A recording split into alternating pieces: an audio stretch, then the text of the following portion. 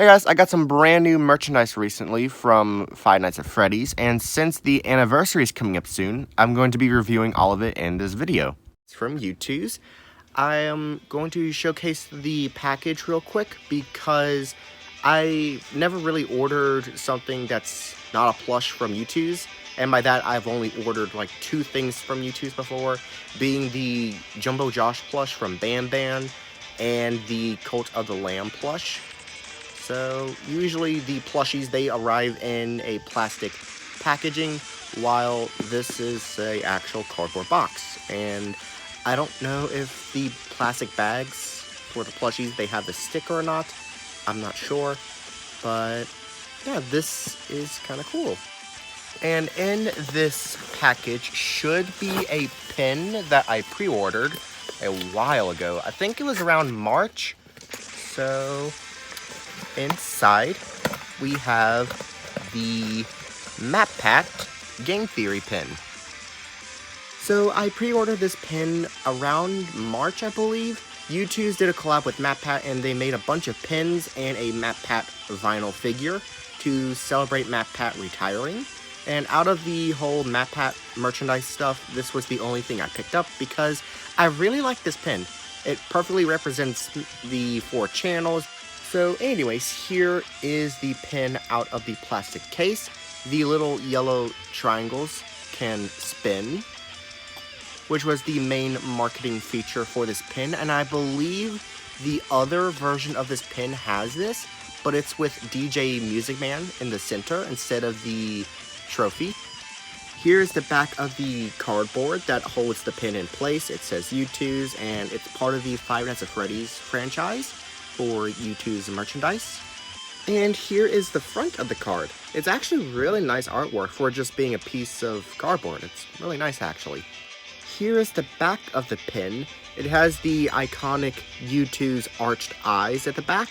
I've never owned any Youtooz pins or really any of the figures.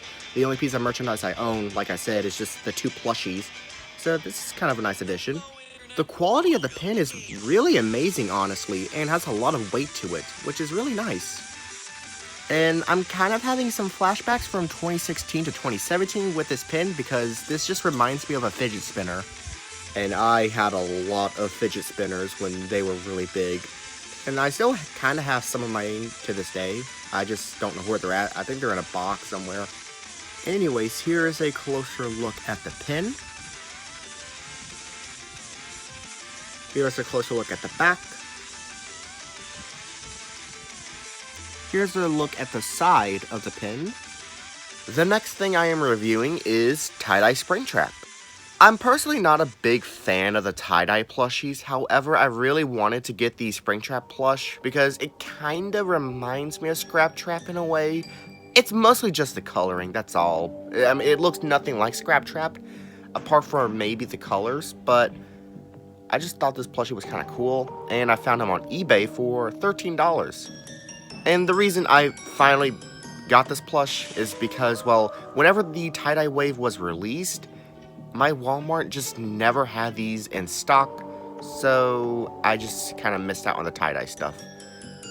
Here is a quick comparison of the original Springtrap from Wave 2 to the tie-dye Springtrap. Overall, I still personally love this Springtrap plush. It might just be nostalgia kicking in, but this is a really good plush. My only real complaint is the teeth.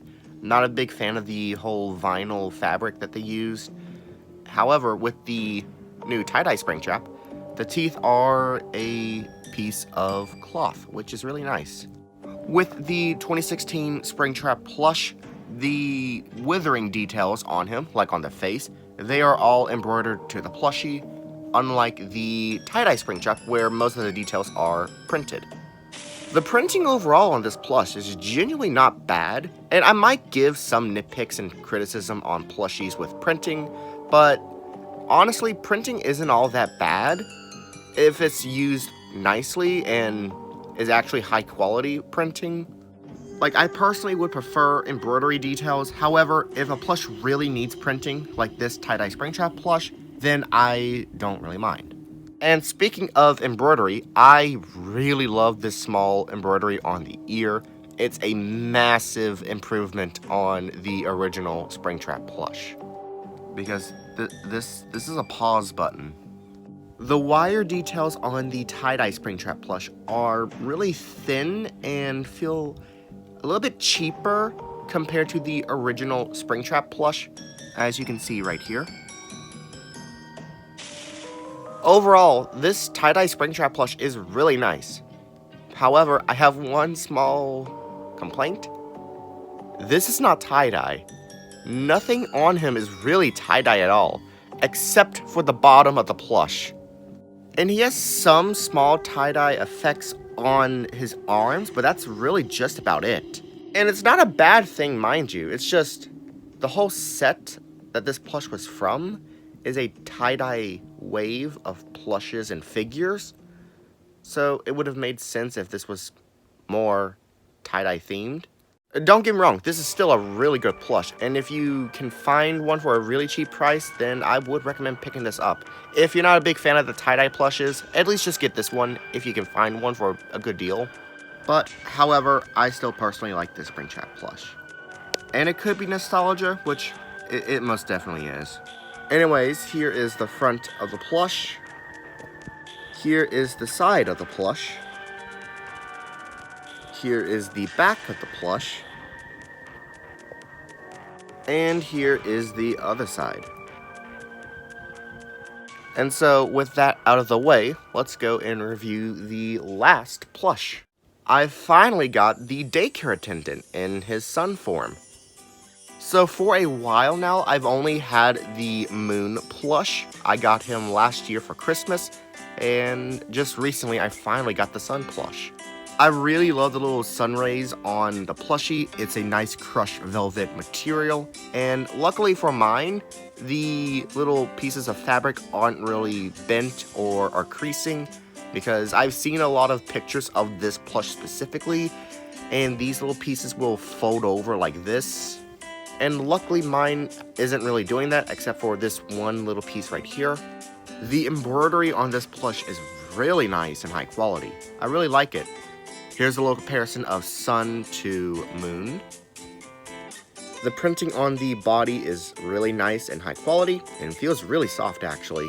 And overall, I really love the different fabrics that they're using for this plush, like this ribbon material, the normal plush fabric, and the little piece of nylon on the face right here on this side. Here is the tush tag right here. Here is a closer look at the shoes. They are nylon with some printed on details. Here's a little comparison of sun and moon together. Here is the side. Here is the back. And here is the other side. Here is a comparison of the tush tag to the moon tush tag. Overall, I really do like the sun plush, and he can sit up really nicely. Unlike moon, for some reason, mine just cannot sit. And it's probably just because of the way that the legs were stitched onto the plush. Because compared to sun, the legs are stitched in a more ragdoll style. But regardless, these two plushies are really nice and have a lot of amazing details. And honestly, some of the best work that Funko has made in recent years. Here is an overall comparison of Sun and Moon with the other Funko Security Breach plushies. So here is my review on the Game Theory Youtooz pin and the Funko Tie-Dye Springtrap and Daycare Attendant plush.